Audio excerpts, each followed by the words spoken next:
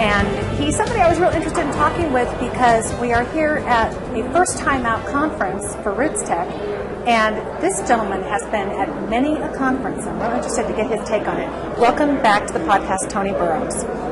Lisa, I'm so glad to be here. This is great. Thank you. I was so excited to see you when I saw you. I know. You just came hustling up. And last time we got together was at the Jamboree, Southern California Jamboree. Yep. And you might remember the old YouTube video. That's getting old now. Yeah. So you got to refresh that. Yeah. Sounds good to me. And in fact, I tried to get the cameraman to let us go over and play pool. Oh, wow. And we could do the interview over the pool table or air hockey. Oh, that would be cool. He said no. He said no. Okay. I figured we could have a little bit of fun here. And I want to ask you first off the bat, because I know, well, every conference I think I've ever been to, I've seen you running around the halls. And if I'm not there, I hear you and I see tweets about Tony Burroughs running around the halls. So what do you think of RootsTech, and what are you spotting as the standout things that you haven't maybe seen before? Well, I think it's great. I mean, I love it. I mean, I've been thinking about this for a while, you know. And I don't know if you were around when we used to have GenTech conferences. No. But have you heard of GenTech? Yeah, I've heard of it. Yeah, so we used to merge genealogy technology, but it was on a much smaller scale. You know, kind of like the nerds got together. The ones who weren't invited to the football games, we all got together. Right. Now the whole everybody's here. You know, so I love it. I really like the concept. I like the layout. I like the design. I like the technology. I mean, you know, it's real exciting. I mean, it's cool for me. You know, I don't think I've ever seen the ability to play Wii at a genealogy conference before. I know. And the fact that they have essentially an entire family history library set up as far as search goes, right here, a bank of computers where you can come and do your research. Oh, yeah. Doing your emails or your Wi-Fi. I mean, either one, just right here, just free, you know, that you don't have to worry about, you know. Oh, yeah. And then all the technology people you could talk to, whatever. The one other thing I like is, you know, the free iPad thing, you know, the concept. Yes. Did you win one?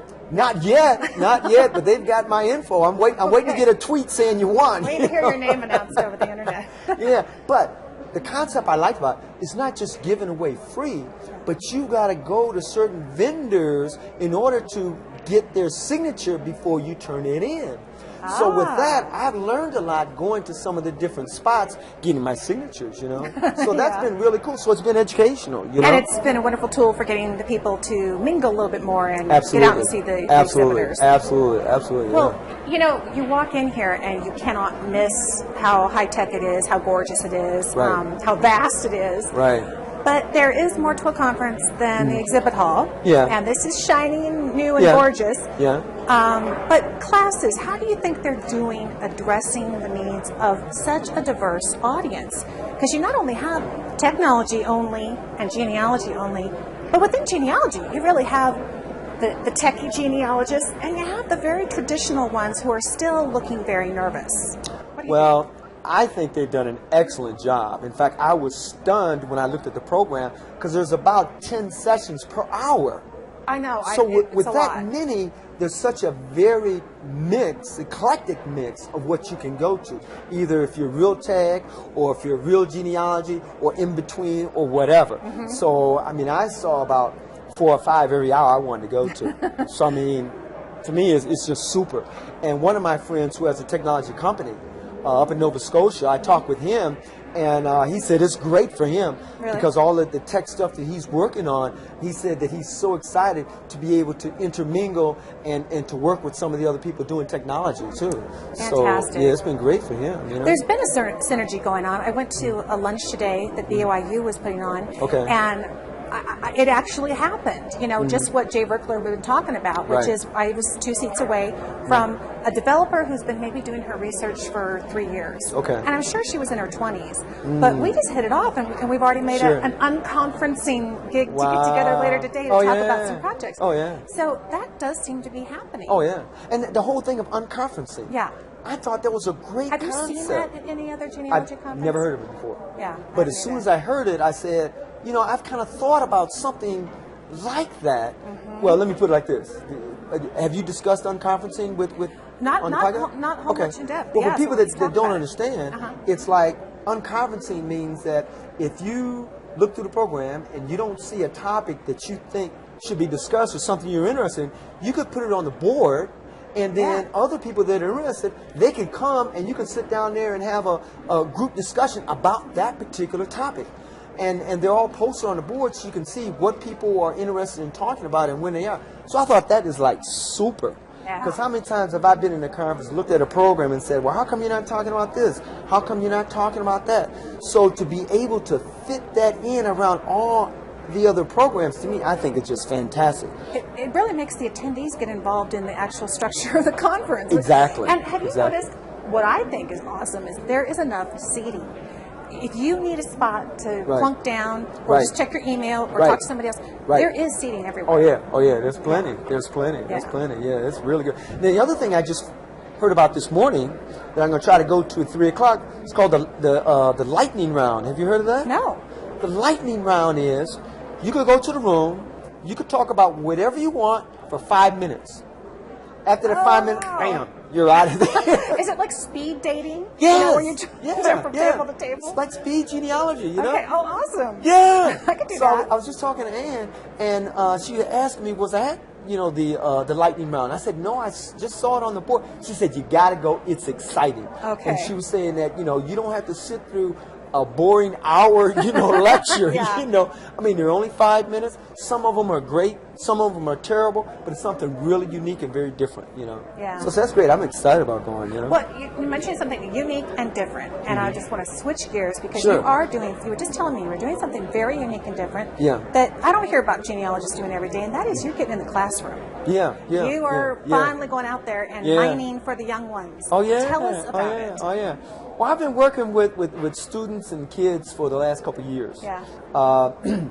I did a little work with Ancestry.com, and I was able to get schools in Chicago and in New York access to Ancestry.com online. Oh, terrific. We got all the kids' Family Tree Maker software and the parents and the teachers and whatever, and put together some curriculum materials so they could use genealogy in the classroom as a learning tool. Wow. Because if you think about genealogy touches every facet of life. So if you're studying geography, why not have the students go home, talk to their parents and their grandparents about when they moved into the area, how they moved, what kind of transportation did they use? Did they fly? Did they drive? Did they take the car? Right. Can you look at a map and trace that route? The cars that they took, are they still in operation? What happened to all those old cars that are no longer manufactured? What was the cost of travel at that time? Who did you come up with? So here you have a direct integration of genealogy into what you're studying in the classroom. Makes it personal. It makes it personal. Yeah. Makes it personal and gets kids involved, gets their parents involved, the relatives involved, the teachers and everything. Wouldn't that be something to finally have each person feel like they are part of history, and that when they look at history, they look at geography, well, that's just part of who I am, and not this foreign subject that... Exactly. I used to have a neighbor, and he told me that he was flunking history. And I said, well, how you tell Tony Burroughs you're flunking history? I'm going to look at that one. And he said, well, they ain't talking about me. Yeah. So, I mean, I got it right. He was in 5th grade. 5th grade. Wow. And I heard a historian once, and he said, well, they used to teach history from the top down, dealing with learning the presidents and the generals, and all the politicians. And so now they're trying to flip the script, and some teachers are teaching history from the bottom up. Yeah. Because everybody played a role in history, you just played a different role. So if you're studying the Civil War, why do you always have to, research and talk about the generals and who made the decisions? Why can't you talk about the foot soldiers, those infantrymen, and the people, that wrote the letters about their life that they sent home to their wives, every day, and worked they were in the foxholes and carried the rifles and stuff. They played a role in the Civil War just like everybody else. It was just a different role, So there's ways of integrating it, like if you really want to, if you try, and if you be a little creative. Wow. So from that experience, what I'm doing, really upcoming is I'm talking to a school in Peoria, Illinois, a 5th grade class, and the teacher has invited all the parents of the 5th graders and some of the other classes, and we're going to meet in the evening, and the students get extra credit if their parents come, Good. And then she's given assignments. I've given them things for the parents, a list for the parents to do. Okay. Like your student, your son or daughter is researching family history, which is a subset of history. And so what we want you to do with your child is to bring out the family photo album and show your child his ancestors. Right. Go out and bring out the family Bible and show your child the family Bible and who his ancestors are and stories about them. Mm-hmm. Take your child to the family cemetery, show them where the ancestors live, look at the grave markers and tell them stories about their ancestors. Little things like that every parent can do. It doesn't cost any money. It's very simple.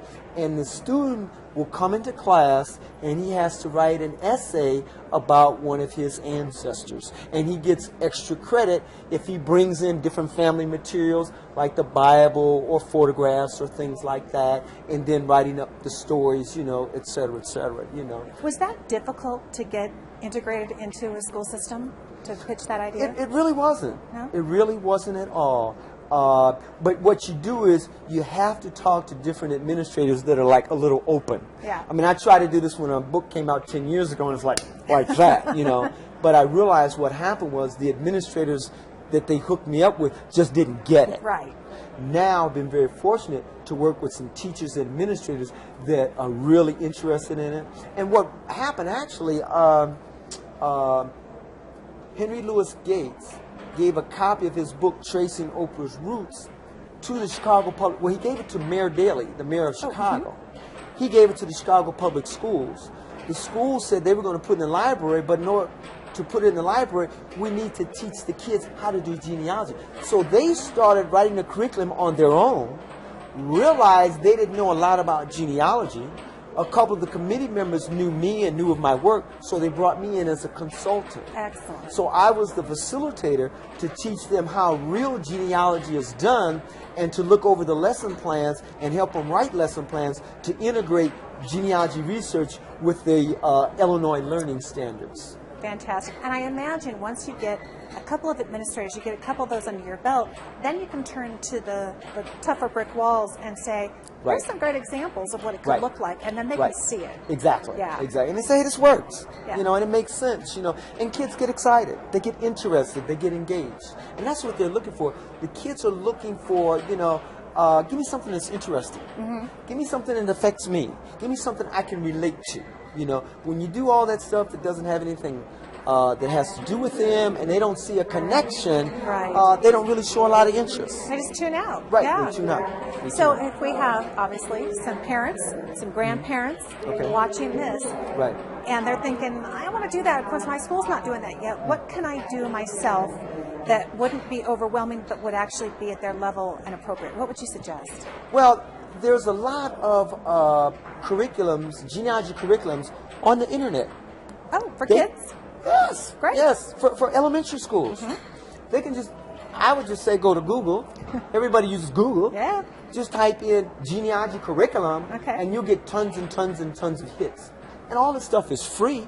Okay, so great. They can access some of this online and maybe just pull a couple of ideas from there. And start. Exactly. And you can take that, to if the parents are on the PTA, they could take that, to the school, show them they want to get their students involved. And some of the schools are looking for innovative things. Yeah. In fact, there's even some organizations that give grants for innovative things to do in the classroom. Mm-hmm. Because they know that schools are challenging. They know they're struggling. Some of these kids are having a hard time in school, and they're looking for something different. Right. And so here's something that's different. They can relate to it. The school I'm working with in Peoria, I told them, and another school I was working with in Chicago too, that Who Do You Think You Are is coming on network TV every week. To reinforce you can have your kids look at. They know those stars that are on there, so it's a way that opens them up to genealogy in a cheap, exciting, inexpensive, easy way. And after that, then it's easier to even do it in the classroom or to convince an administrator or teacher this is something like we can do. Yeah. You know? Oh, fantastic idea. And think about it. You guys are really at the forefront of cultivating the next generation, the folks who are going to come to a conference like this. Oh, absolutely. And they're going to be tech savvy. Absolutely. And they're going to be genealogy savvy. Absolutely. All the best. Absolutely. I am so glad we ran into each other. Me too. Thank you so much for coming back on the podcast. Oh, sure. I love it all the time. Do it again, okay? Oh, yeah, absolutely. All right. Absolutely. Tony Burroughs, thank you.